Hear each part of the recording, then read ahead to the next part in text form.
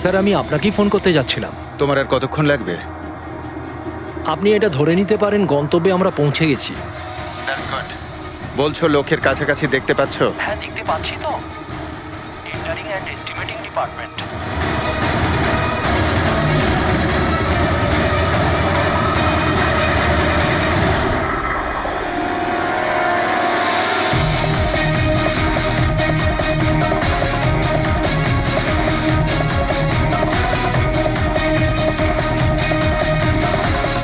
আর ওই লোকটার নাম খুব শিগগিরই আমি আপনাকে বলে দেবো। Hello Rohan, hello hello Rohan.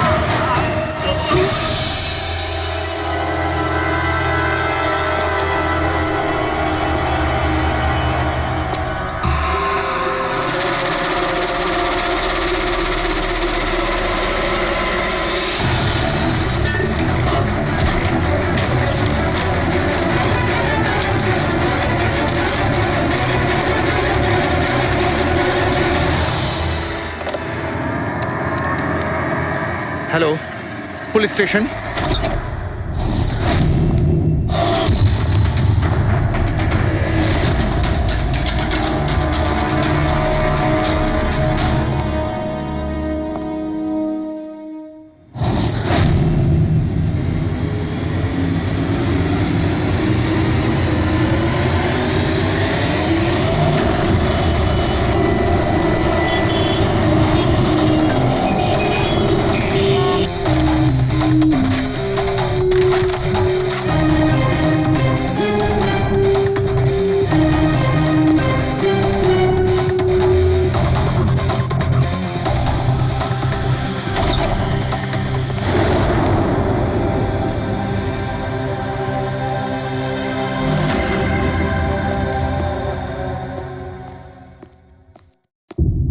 Good afternoon, Dr. Saluke. কি good afternoon. Please sorry, don't mind. আসলে যখনই কোনো নিরপরাধ লোকের খুন দেখি না, তখনই গুড আফটারনুন গুড মর্নিং এর উপর বিশ্বাসই চলে তাই তো ডক্টর। ডক্টর কোনো পোক্ত প্রমাণ পেলেন? আপাতত এই ল্যাপটপের চার্জারটা তার, এটা দিয়েই শ্বাসরোধ করা হয়েছে এর। আর এর মৃত্যুর সময় হচ্ছে সকাল 9টা থেকে 9:30টার মধ্যে। আর হ্যাঁ, লাশের পাশে এই মোবাইলটা পাওয়া গেছে, হয়তো এটা আমাদের কোনো সাহায্য করবে। আর ওই বাকি প্রমাণগুলো যার ব্যাপারে ইন্সপেক্টর সমীর বলছিলেন? স্যার, স্যার রোহনের ডায়েরি এই দেখুন, পুরোটাই পুড়ে গেছে, ছাই হয়ে গেছে। তবে এই ডায়েরিটার সঙ্গে অনেক ডকুমেন্টসও ছিল, সেগুলোও পুড়ে গেছে। বুঝতেই পারছি না যে ওই ডকুমেন্টস এমন কি ছিল। নিশ্চয়ই এর মধ্যে এমন কিছু ছিল যার জন্য ওই খুনি প্রবলেমে পড়তো, তাই প্রমাণ জ্বালিয়ে দিয়েছে আর এই রোহনকেও মেরে দিয়েছে। স্যার, হ্যাঁ, এই হার্ড ডিস্কটা আমি এখানেই পেয়েছিলাম, ক্রাইম সিনে। আমি এটা একজন কম্পিউটার এক্সপার্টকে দেখিয়েছি। পুরোপুরি নষ্ট হয়ে গেছে, ডেটা রিকভার করা সম্ভবই নয়। খুনি প্রত্যেকটা প্রমাণকে খারাপ করে দিয়েছে। কোনো ব্যাপার না, কোথাও না কোথাও কিছু না কিছু প্রমাণ নিশ্চয়ই পাবো। পুরবি, স্যার। এই রোহনের ব্যাকগ্রাউন্ড চেক করেছো? হ্যাঁ স্যার, পুরো নাম রোহন কুমার। এ পুনেতে থাকে, এখানে মুম্বাইতে চাকরি করছিল, একাই থাকতো। আর এখানেই এই বাড়ি থেকেই কাজ করছিল। কি কাজ কি করতো? গোয়েন্দা ছিল। বড় বড় কোম্পানিতে যে লাখ লাখ টাকা জালিয়াতি হয় সেগুলোর তদন্ত করত। তাহলে তো অনেক শত্রুই আছে এই রোহনের। হ্যাঁ দয়া, আর ওই অনেকগুলো শত্রুর থেকে আসল খুনিটা কে সেটা হয়তো তোমাকে এইটা বলবে। কি এটা ডক্টর? এটা চুম্বক। চুম্বক? এর মধ্যে একজন দৌড়বীরের ছবিও আছে, কিন্তু এই চুম্বক রোহনের বডির মধ্যে কি করছিল? আমার মনে হচ্ছে হয়তো এটা খুনির হবে। ওর পকেটে ছিল, এদিক ওদিক করতে গিয়ে হয়তো এটা পড়ে গেছে। তাহলে তো এটা আঙুলের ছাপ থাকবে? না, একটাও নেই। একটাও নেই।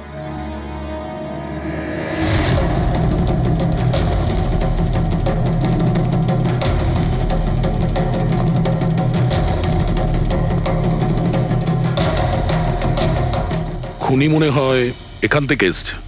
রবি, স্যার। এই রোহন এই মুহূর্তে কার জন্য কাজ করছিল? স্যার, ডিএনডি বিল্ডকম লিমিটেডের জন্য। BND Buildcom limited? এটা তো ইঞ্জিনিয়ারিং আর কনস্ট্রাকশনের 1 নম্বর কোম্পানি শহরের। হ্যাঁ স্যার, এই দেখুন, এই ভাঙা হার্ড ডিস্কটার উপরেও ওই কোম্পানিটারই স্টিকার লাগানো রয়েছে। আর মারা যাওয়ার ঠিক আগে এই রোহন এই কোম্পানির সিইও মিস্টার হিতেশের সাথে ভিডিও কলে ছিল। আর স্যার এই লোকাল পুলিশ স্টেশনেই হিতেশে কমপ্লেন করেছিল।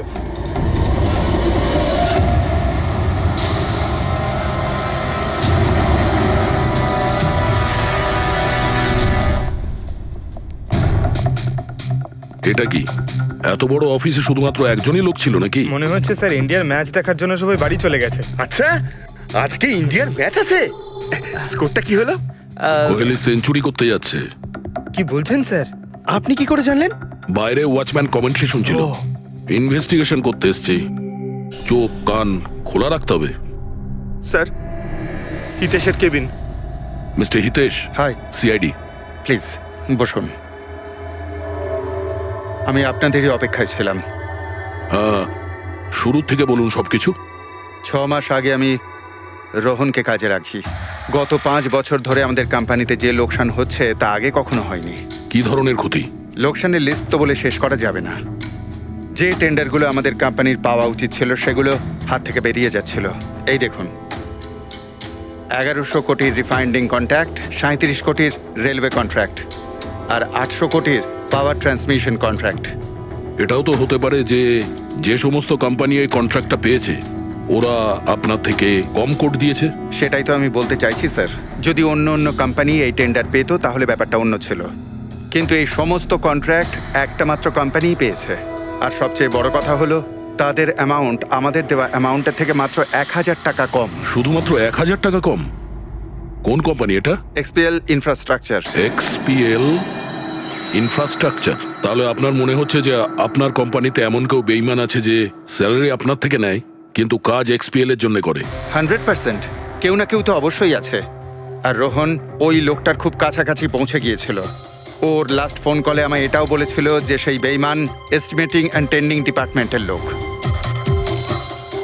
আচ্ছা, এই ক্রাইম সিন থেকে আমরা এই ড্যামেজড হার্ড ডিস্কটা পেয়েছি। কি আছে এর ভেতরে? স্যার, এটা আমাদের কোম্পানির গত 5 বছরের CCTV footage, call logs, emails, আমাদের কোম্পানিতে কত এমপ্লয়িজ আছে, সমস্ত ইনফরমেশন এতে ছিল। তাহলে এর কপি নিশ্চয়ই আছে আপনার কাছে? আগে হ্যাঁ, আছে। আমরা ওটা আমাদের সঙ্গে নিয়ে যাব। শিওর।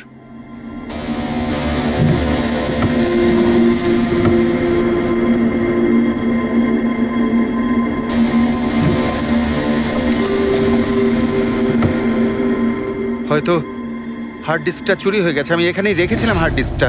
কি? আপনার কেবিনের ভেতর থেকে কোনো জিনিস কি করে চুরি হয়? হয়তো আমার অনুপস্থিতিতে কেউ এসেছিল আর এখান থেকে।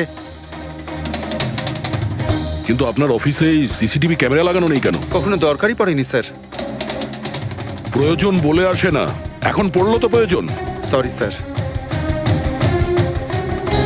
আর হ্যাঁ মিস্টার হিতেশ, আপনার কোম্পানিতে যত এস্টিমেটিং আর টেন্ডারিং ডিপার্টমেন্ট আছে, যত লোক আছে, আমরা তাদের সঙ্গে কথা বলবো। স্যার, আজকে ওই ডিপার্টমেন্টের কোনো এমপ্লয়ি কাজে আসেনি।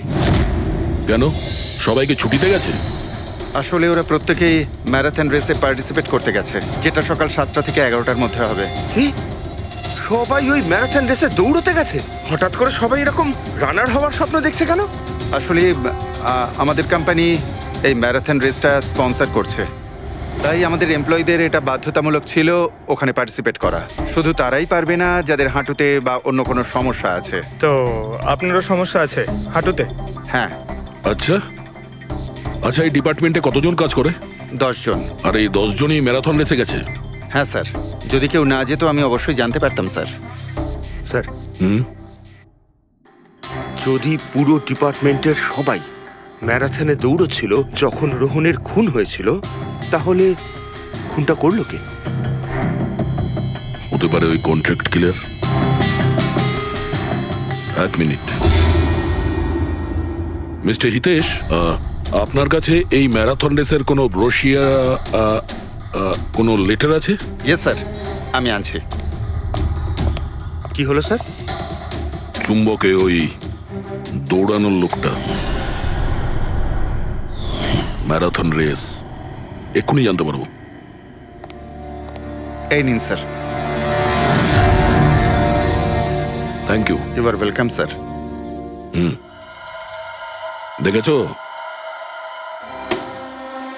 এটাই হলো ওই চুম্বকের রহস্য। যেটা ক্রাইম সিনে পাওয়া গেছে সেটা ম্যারাথন রেসে।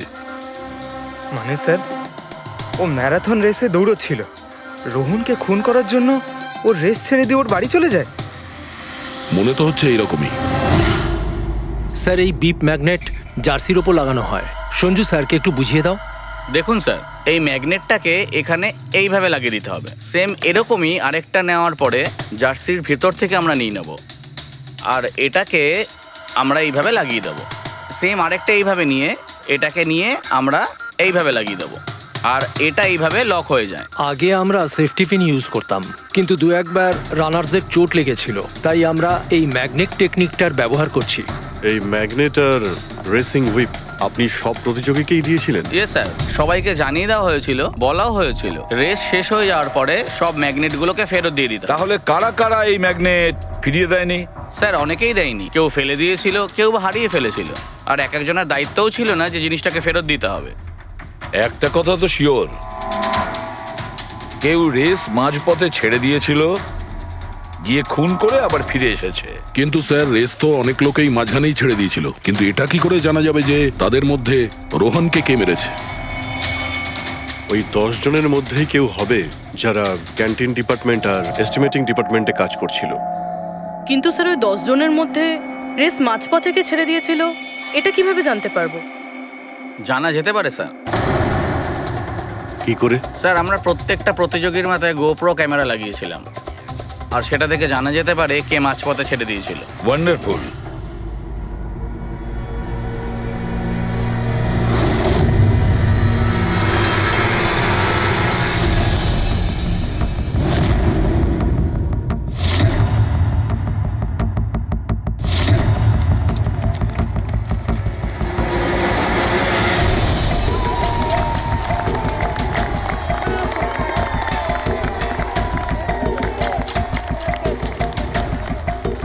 নবীন, এই রিশটা তোকেই জিততে হবে।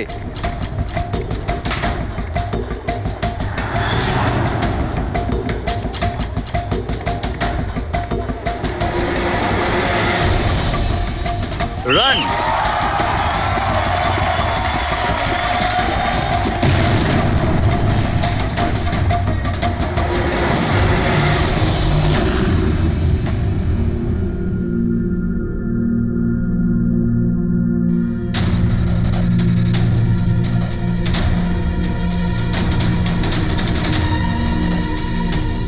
এই 4টে স্ক্রিন, এগুলো ব্ল্যাঙ্ক কেন?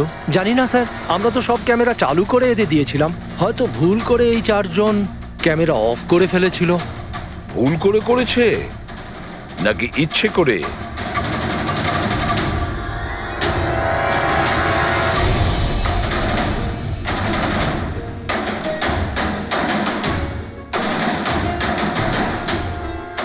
এদের মোটিভটা কি বুঝে উঠতে পারছি না। এরা কি করতে চাইছিল? কি কুনাল, একটা ক্যামেরা ভাঙা, একটা ক্যামেরায় মাটি লেগে আছে, এই 4টে ক্যামেরা ব্ল্যাঙ্ক, সেটা কেন? জানি না স্যার। ওইসব জানি নাটা নিয়ে বললে হবে না। এই সব কটা ক্যামেরা 10-এ 10 আমার চাই। স্যার, এই 3টে ক্যামেরা একদম ঠিক ছিল স্যার। এমপ্লয় 1, এমপ্লয় 2 আর এমপ্লয় 3।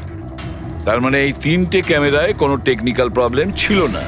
কেউ ইচ্ছে করে ক্যামেরাগুলো বন্ধ করেছিল বা ভুল করেও করে থাকতে পারে, কিন্তু বলা যায় না। কিন্তু স্যার, এই 4টে ক্যামেরারই ফুটেজ একদম ঠিকঠাক স্যার।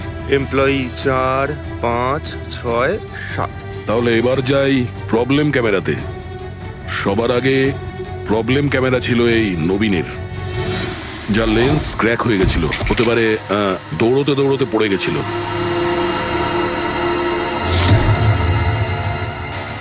হ্যাঁ, আর স্যার, দ্বিতীয় প্রবলেমের ক্যামেরা, মুক্তিরটা, যে রেসের মাঝখানে দাঁড়িয়ে নিজের জুতোর ফিতে বাজছিল। হ্যাঁ, তারপরে ফিতে বাঁধার পরে ওই হাতটাই নিজের লেন্সে লাগায়, আর লেন্সে সমস্ত পিকচারটাই ঝাপসা হয়ে যায়। কিন্তু স্যার, এই মাটি ইচ্ছে করে লাগিয়েছে নাকি ভুল করে?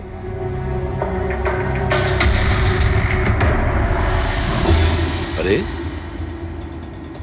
10টা লোকের তো 10টা গোপ্রো ক্যামেরা থাকা উচিত, এখানে তো দেখছি 9টা।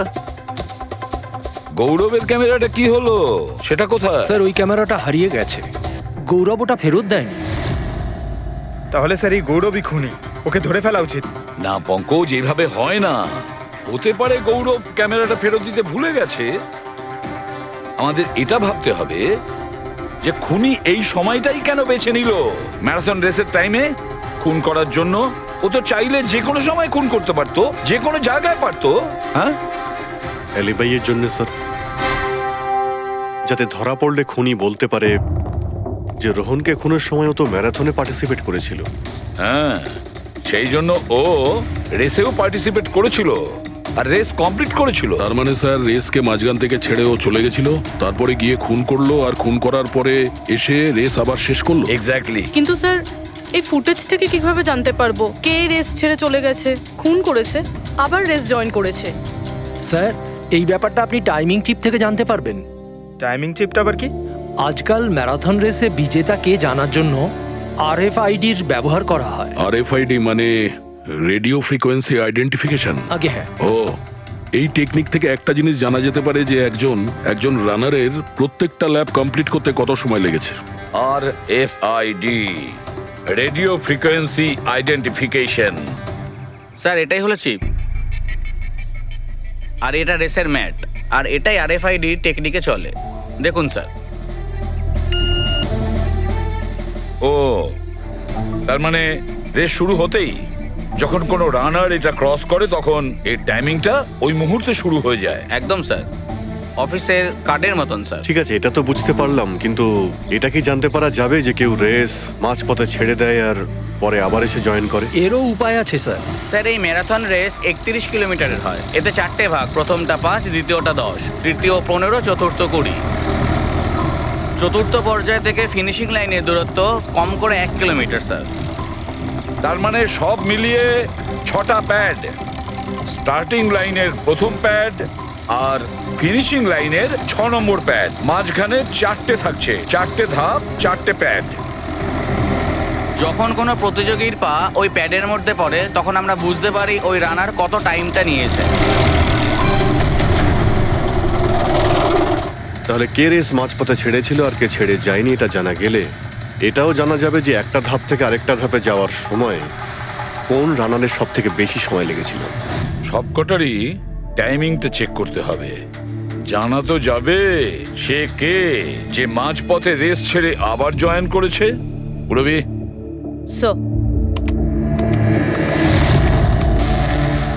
স্যার আমাদের প্রথম কচ্ছপ হলো এই নবীন। এ রেসের প্রত্যেকটা ল্যাপ 25 মিনিটে কমপ্লিট করেছে, কিন্তু শেষ ল্যাপের পরে ফিনিশিং লাইন পর্যন্ত পৌঁছানোর জন্য মানে 1 কিলোমিটার ক্রস করার জন্য ওর 50 মিনিট সময় লেগেছে। নবীন,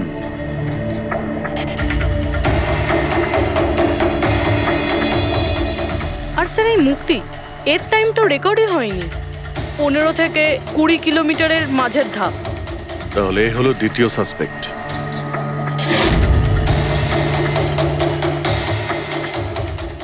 মুক্তি। আর এবার এই গৌরব, এ তো 15 কিলোমিটারের ধাপই বের হতে পারেনি।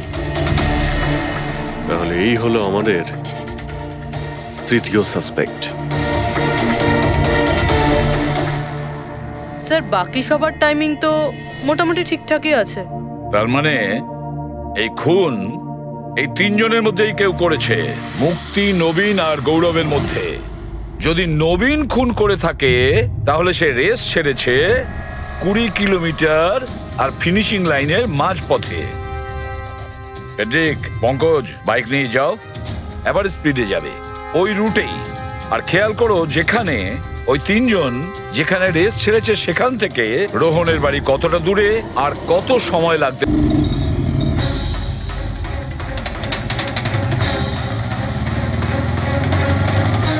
15 কিলোমিটারের মার্ক থেকে আসছি স্যার, এটা 10 কিলোমিটার। হ্যাঁ, মুক্তি বোধহয় এখানেই কোথাও দাঁড়িয়েছিল, 10 আর 15 কিলোমিটারের মার্কের মাঝখানে। এই আমি স্টপ ওয়াচটা অন করলাম আর আমি চললাম রোহনের বাড়ি। থাম পঙ্কজ, এই রাস্তাটা দিয়ে, এই রাস্তা দিয়ে? হ্যাঁ, এই রাস্তাটা। চলুন। আরে আস্তে চালা না। হ্যাঁ।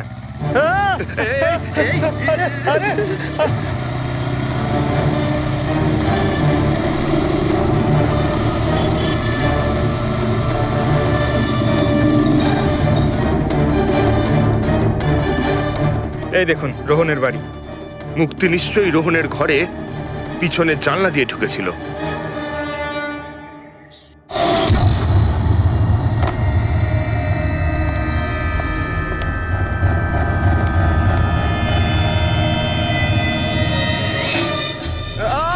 আরে অ্যাক্টিং করতে বলেছিলাম। থাম।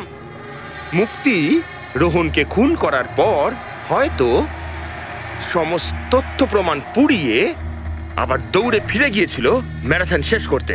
চল আমরা আবার যাব সেই ম্যারাথনের ওখানে 20 কিলোমিটারের মার্কটার কাছে।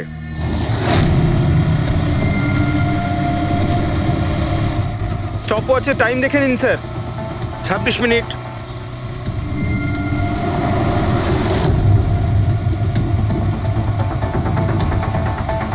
বাহ, আরে ব্যাস ব্যাস ব্যাস।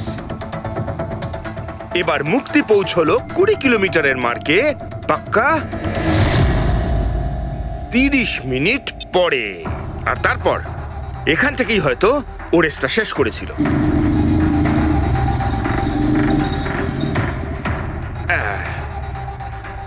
এবার শোন, গৌরব যদি খুন করে থাকে তাহলে ও রেসটা এখানেই ছেড়েছিল 10 আর 15 কিলোমিটার মার্কের মাঝামাঝি।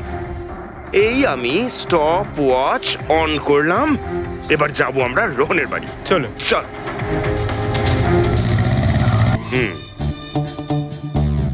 হ্যাঁ, একদম পুরো বিশ্বাস আছে আমার। Excuse me. এই ছা ছা ছা ছা ছা, আরে আরে আরে মরে যাবো তো। চল।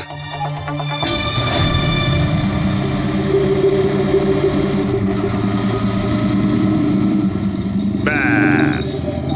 একটু দাঁড়ান, আমি বুঝতে পেরেছি। আমি বলছি, এই গৌরব রোহনের বাড়ি থেকে 15 থেকে 20 কিলোমিটার দূরে রেসে আবার জয়েন করেছিল, তাই না?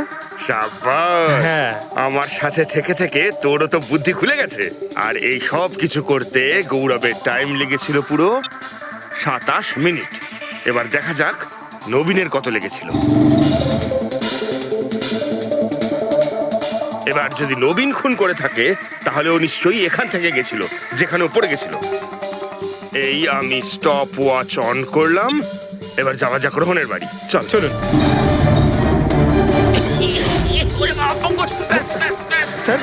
ওকে পঙ্কজ, 3 জন রোহনের সাথে এরকমই কিছু করেছিল। ব্যাস। রোহনকে খুন করে নবীন এইখানে এসে পৌঁছেছিল ফিনিশিং লাইনের সামনে, যেখানে ও ক্যামেরাটা দ্বিতীয়বারের জন্য সরিয়েছিল। আর এই সব কিছু করতে ওর লেগেছিল হয়তো 48 মিনিট।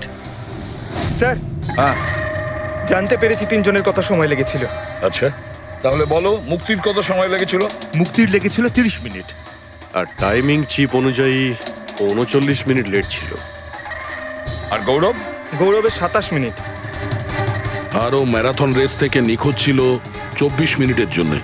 নবীনের লেগেছিল 48 মিনিট রোহনের বাড়ি গিয়ে ওকে খুন করে ফিরে আসতে। আর টাইমিং চিপ অনুযায়ী এই নবীন 50 মিনিট লেট ছিল। হ্যাঁ, আমাদের খুনি এই 3 জনের মধ্যেই কেউ হবে, নবীন, গৌরব আর মুক্তির মধ্যে। মিস্টার নবীন, একটা কথা বলুন। এই রেসে আপনি প্রত্যেকটা ল্যাপ 25 মিনিটে কমপ্লিট করেছেন, কিন্তু ফিনিশিং লাইনের আগে ওই 1 কিলোমিটার যেতে আপনার 50 মিনিট সময় লেগেছিল। কেন? স্যার, ওই 20 কিলোমিটার পুরো করার পর আমি নিচে পড়ে গেছিলাম। আর স্যার, ওই আমার পায়ে চোট লেগেছিল আর ক্যামেরাটাও ভেঙে যায়। স্যার, লাস্টের 1 কিলোমিটার আমি কতটা কষ্টে পুরো করেছি স্যার আমিই জানি সেটা। এই আঘাতটা কোথায় লেগেছে আপনার? স্যার, এইখানে দেখুন স্যার। পট্টিটা খোলো। হ্যাঁ, এইটা।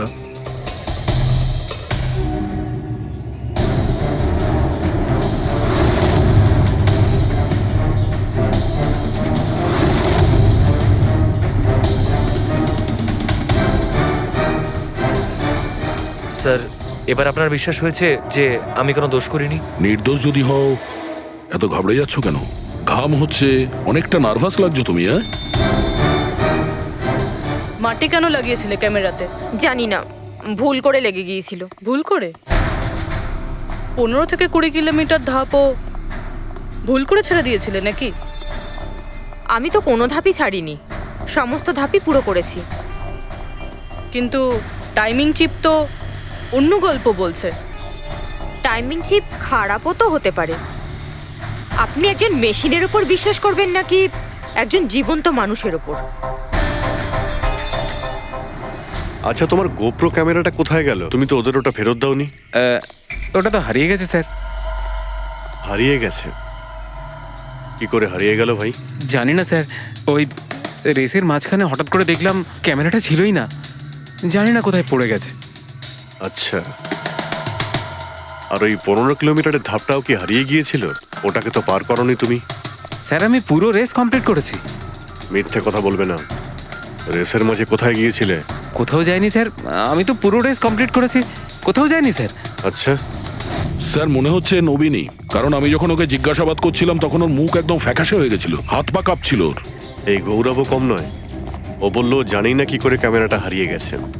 আরে এত বড় একটা ক্যামেরা পড়ে গেলে সেটা কেউ জানতে পারবে না স্যার। বস, তোমার কথাটা ঠিকই, কিন্তু নবীনের একটু আঘাত লেগেছে না? হ্যাঁ স্যার, আঘাত তো ওর লেগেছে। স্যার আমার মনে হচ্ছে ও মিথ্যে কথা বলছে। স্যার আমার মনে হচ্ছে মুক্তি মিথ্যে বলছে। ও জেনে শুনেই ক্যামেরায় মাটি লাগিয়েছিল, কারণ নিশ্চয়ই এমন কিছু আছে যেটা ও আমাদের থেকে লুকোতে চাইছে। হ্যাঁ, এটাও হতে পারে, কারণ ক্যামেরায় যদি ভুল করে মাটি লেগে যেত তাহলে আরো সবার ক্যামেরাতে লাগতে পারতো ভুল করে। গোলমাল আছে, এই তিনজনের মধ্যে কোনো না কোনো গোলমাল তো নিশ্চয়ই আছে। খুনি এই তিনজনের মধ্যেই কেউ একজন। নবীন, আমাকে ওই জায়গাটা দেখাও যেখানে তুমি এক্স্যাক্টলি পড়েছিলে, কিভাবে পড়েছিলে। আসুন স্যার। কিন্তু স্যার আমার পায়ে খুব ব্যথা আছে, আপনি একটু সাহায্য করবেন আমাকে? নিশ্চয়ই নিশ্চয়ই, এসো।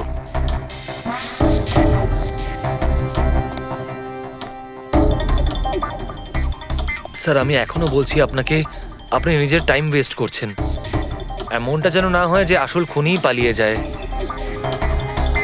সিআইডির হাত থেকে আজ পর্যন্ত কোনো খুনি না বেরিয়েছে না বেরোতে পারবে, নিশ্চিন্ত থাকো।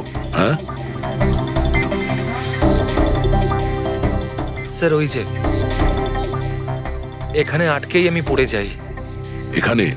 হ্যাঁ স্যার, স্যার পড়ে যেতেই আমার ক্যামেরাটাও ভেঙে যায়। আচ্ছা, তারপর আমি ক্যামেরাটা আবার লাগালাম, তারপর রেস স্টার্ট করলাম।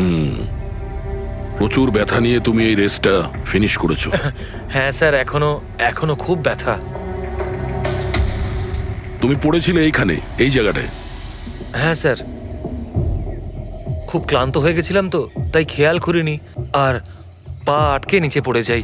আচ্ছা, রেস ফিনিশ করার আগে তুমি দ্বিতীয়বার ওই ক্যামেরাটাকে সরিয়ে দিয়েছিলে কেন? আচ্ছা, ওটা তো স্যার খুব গরম লাগছিল তো, তাই মুখটা ধোয়ার জন্য আমি ক্যামেরাটা খুলে ফেলেছিলাম। কিন্তু কিছুক্ষণ পরেই আমি আবার ক্যামেরাটা লাগিয়ে নিই। রেস তো আমি তারপরেই কমপ্লিট করেছিলাম। হ্যাঁ ঠিক আছে, চলো। স্যার কিছু তো বলুন, আমরা যাচ্ছি কোথায় আসলে? তোমার হারিয়ে যাওয়া ক্যামেরা খুঁজতে।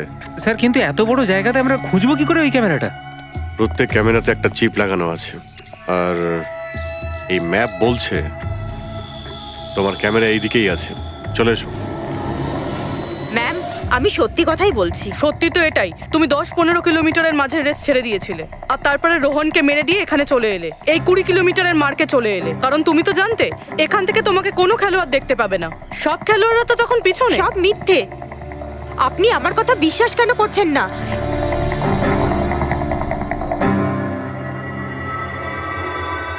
কি কি খুঁজছো? আমি কিছু তো না। কিছু আছে ওখানে? না, কিছু না। আচ্ছা, ওই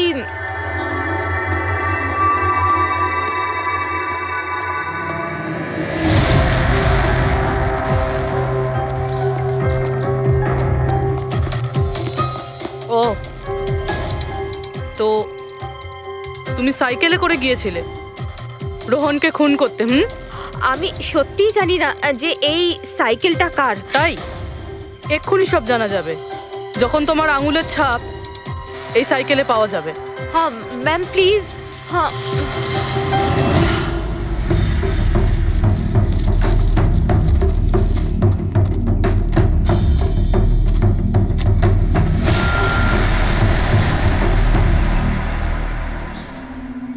এই হলো ক্যামেরা।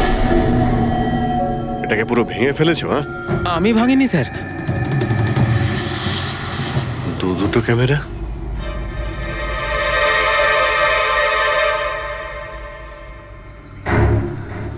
এই ক্যামেরাটা আবার কার?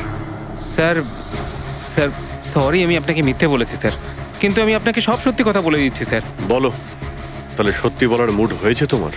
বলো। আসলে আমি এই জঙ্গলে না ড্রাগস নিতে এসেছিলাম, ওই গায়ের জোর বাড়ানোর ড্রাগস, যাতে আমার গায়ে শক্তি আসে আর আমি জোরে দৌড়ে এই রেসটা জিতে যেতে পারি। সেই জন্যই আমি ক্যামেরাটা ভেঙে দিয়েছিলাম। খুব ভালো মজা করো তুমি। জোরে দৌড়ানো ড্রাগ নিয়েছিলে ম্যারাথনে, যেখানে অনেকক্ষণ দৌড়তে হয় আস্তে আস্তে, সেখানে জোরে দৌড়ানো ড্রাগের দরকার ছিল। মজা করছো? হ্যাঁ, এটা কার ক্যামেরা? আমি জানি না স্যার। কোনো ব্যাপার না, সব জানতে পেরে যাব। আমি অপরাধ করেছি, কিন্তু ওটা নয় যেটা আপনি ভাবছেন। আমি রোহনকে মারিনি। আমার দোষ শুধু এটুকুই যে আমি রেসটা জেতার জন্য একটু চালাকি করেছিলাম। বুঝলাম না, কি করেছো তুমি? আমি জানতাম না যে টাইমিং চিপ প্রত্যেক ধাপে রানারের টাইম নোট করবে। আমি ভেবেছিলাম শুধু রেসের প্রথমে আর শেষে টাইম ক্যালকুলেট হবে, আর তাই 10 কিলোমিটার পর্যন্ত এসে ক্যামেরায় মাটি লাগিয়ে দিয়েছিলাম আর ওখান থেকে সাইকেল নিয়েছিলাম।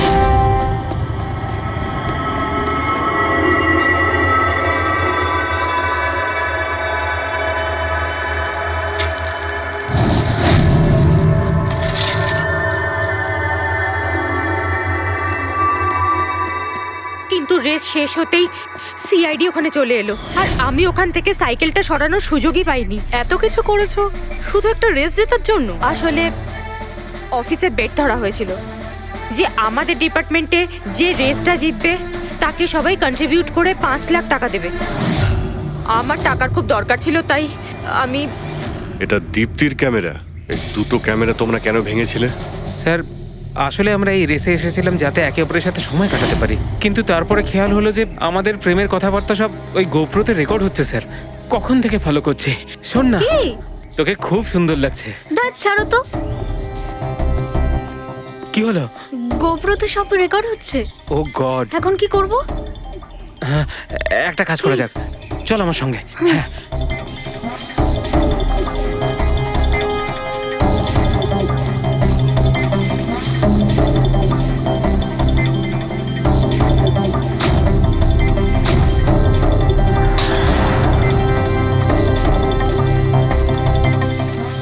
আরে তোমরা তো অদ্ভুত কাজ করেছো।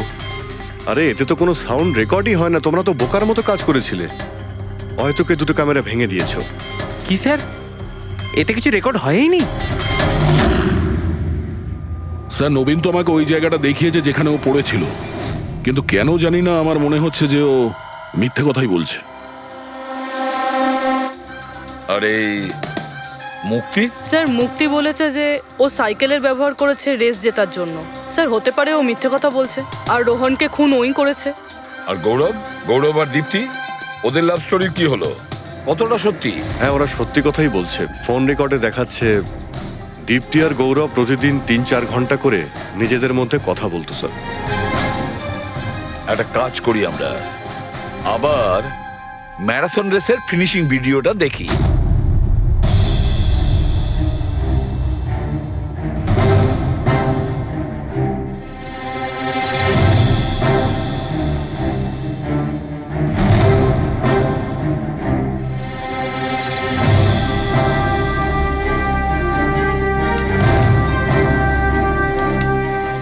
তার মানে গৌরবের ঠিক পরেই এই দীপ্তি ঢুকেছিল। দুজনে একসঙ্গেই ছিল। মনে হচ্ছে স্যার দুজনেই এই কাণ্ড করেছে।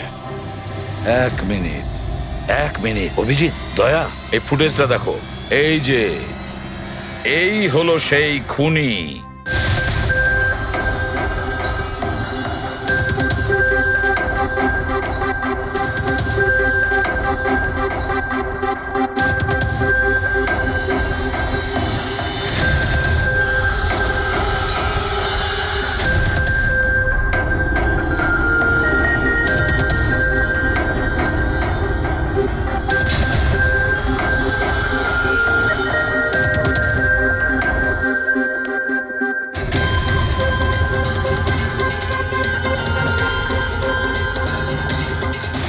স্যার আমাদের এখানে কেন ডাকা হয়েছে? খুনির নাম বলবার জন্য। স্যার সত্যি খুনি ধরা পড়েছে? তাহলে তাহলে বলুন না স্যার, কে খুনি? আরে বলবো, একটু ধৈর্য ধরো। মুক্তি, 5 লাখ টাকার জন্য তুমি বেইমানি করেছো। 5 লাখ টাকার জন্য। আর গৌরব, তুমি তুমি তো তোমার ভালোবাসা লুকোনোর জন্য বেইমানি করেছো। আর নবীন, তুমি চলো তোমাকে আবার দেখাচ্ছি, রেসের একটা পাওয়ার দেখাচ্ছি। খুব ভালো করে দেখো আর বলো কোথায় ভুল আছে, বলো।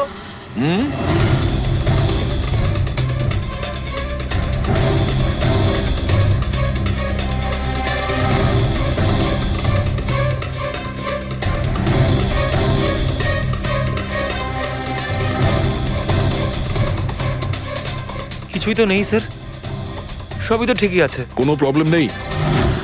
তোমার মনে আছে তুমি বলেছিলে যে ক্যামেরাটা দ্বিতীয়বার যখন তুমি সরিয়েছিলে তারপরে তুমি মাথায় জল ঢেলেছিলে? ওটা তো স্যার খুব গরম লাগছিল তো, তাই মুখটা ধোয়ার জন্য আমি ক্যামেরাটা খুলে ফেলেছিলাম। মিথ্যে বলেছিলে তুমি, নিজের মাথায় জল ঢেলেছিলে। অথচ যখন ফিনিশিং লাইনে পৌঁছলে তখন তো তোমার ভেজা অবস্থায় থাকার কথা ছিল। কিন্তু এই ফুটেজে আমরা কি দেখতে পাচ্ছি? তুমি শুকনো অবস্থায় দৌড়চ্ছ। হয়তো জল শুকিয়ে গেছিল। বর্ষাকালে অত তাড়াতাড়ি জল শুকিয়ে গেল, অদ্ভুত ব্যাপার। তাহলে নবীন, তোমাকে আরো একটা ফুটেজ দেখাই, এই গল্পের শেষ অংশ। বলো, এটা দেখে তোমার কি মনে হচ্ছে?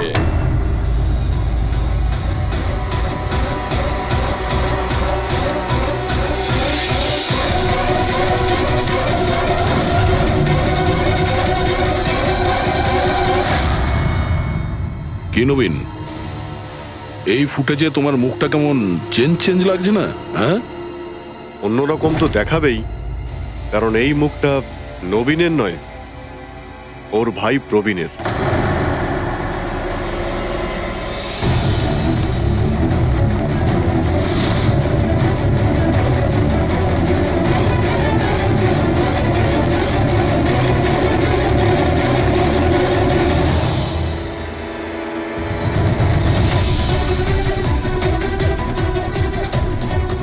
খুব বড় প্ল্যান বানিয়েছিলে তুমি, দারুণ মাথা খাটিয়েছিলে তুমি। প্রথমে 3টে এমপ্লয়ির ক্যামেরা বন্ধ করে দিয়েছিলে,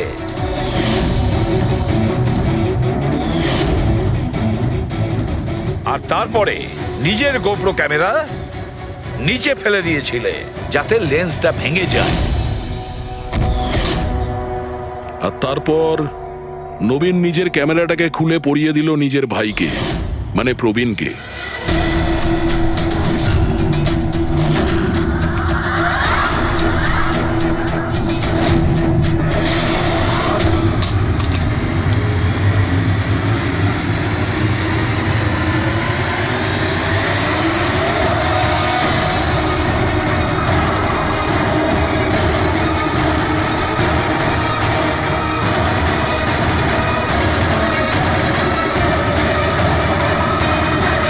এই ক্যামেরা বদল করার সময় খুব একটা সময় ছিল না, তাই হতে পারে ওই টি শার্টে যখন কাগজটা লাগাচ্ছিল তখন সমস্ত ম্যাগনেটগুলো লাগায়নি, কিছু ম্যাগনেট নবীন নিজের পকেটে ভরে নিয়ে গেছিল।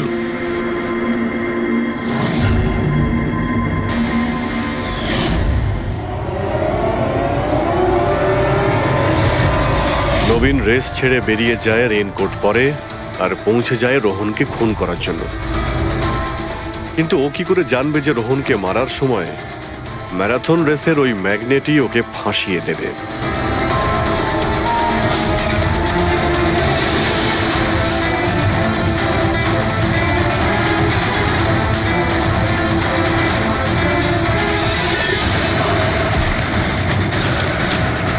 তারপর তুমি পুরো প্রমাণ নষ্ট করলে আর আবার এসে রেসে জয়েন করলে। ইচ্ছে করে নিজের পায়ে তুমি চোট লাগালে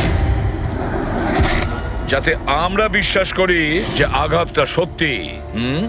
আর তারপরে তুমি রেসটা ফিনিশ করো। তাহলে বলো। হ্যাঁ স্যার, আমি খুন করেছি রোহনকে। একদম একদম পারফেক্ট প্ল্যান ছিল। কিন্তু আমি কি করে জানবো যে আপনারা আমার থেকেও অনেক বুদ্ধিমান? প্রত্যেক অপরাধী এই ভুলটাই করে, কারণ তার মনে হয় যে সে আইনের চোখে ফাঁকি দিয়ে দেবে। এবারে বলো, ওকে কেন খুন করলে? তাড়াতাড়ি বলো। বিএনডি বিল্ডকনে হওয়া প্রত্যেকটা গন্ডগোলের পেছনে আমিই ছিলাম। আমার জন্যই প্রত্যেকটা টেন্ডার কোম্পানির হাতছাড়া হলো। আর আমি যদি রোহনকে না মারতাম তাহলে ও আমার সমস্ত রহস্য খুলে দিত। তাই আমি লজ্জা লাগার কথা তোমার। যে থালায় খেয়েছো ওই থালায় ফুটো করেছো। আর সেই পাপ লুকোনোর জন্য তুমি রোহনকে খুন করে দিয়েছো। আইন তোমাকে কঠোরতম শাস্তি দেবে। আশা করি ততদিনে ফাঁসির অর্ডার এসে যাবে। নিয়ে যাও এদের।